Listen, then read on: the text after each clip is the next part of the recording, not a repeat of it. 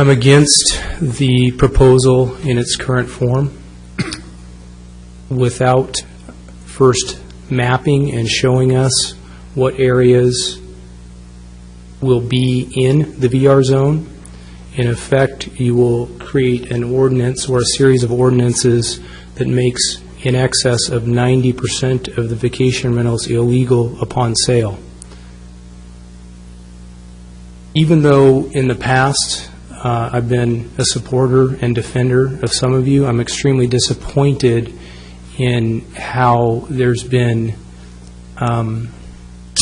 let's say, a lot of negative comments about vacation rentals without also acknowledging the extreme asset and economic benefits that they provide to the community.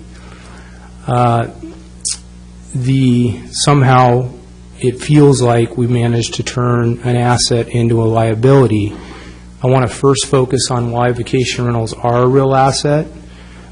We actually did our own internal economic study, and then we cross-checked that against a city of similar size that is a resort community and where tourism is their primary source of income and economic benefit.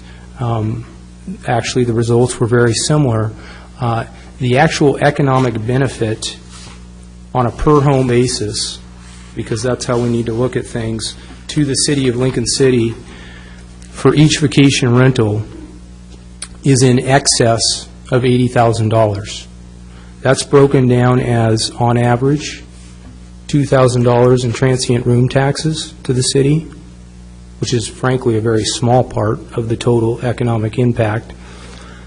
Employee payroll of $9,200, vendors over $2,700, and with a very conservative analysis of $50 per person in local expenditures, the total, again, is in excess of $80,000. I'd also like to introduce into the record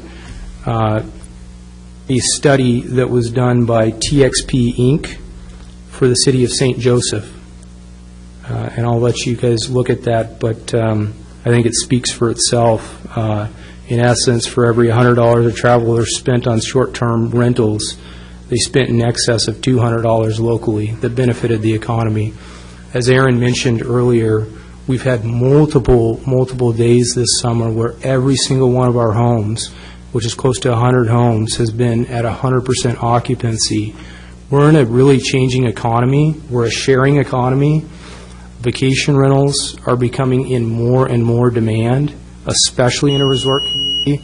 I really believe, and I'd like to, David Hawker gets a lot of stuff blamed on him, and some folks say he's anti-vacation rentals. Actually, he's worked with 4 other city councils, all of which have to some extent recognized the economic benefits of vacation rentals.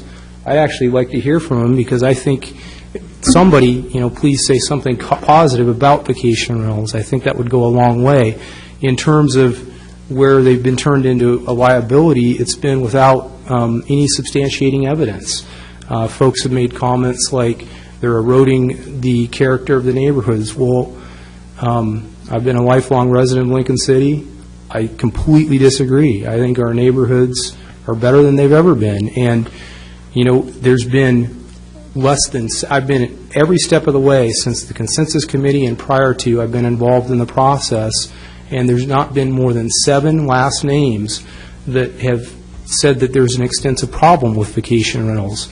And there's been dozens and dozens, of folks in the business community and other folks that have supported them.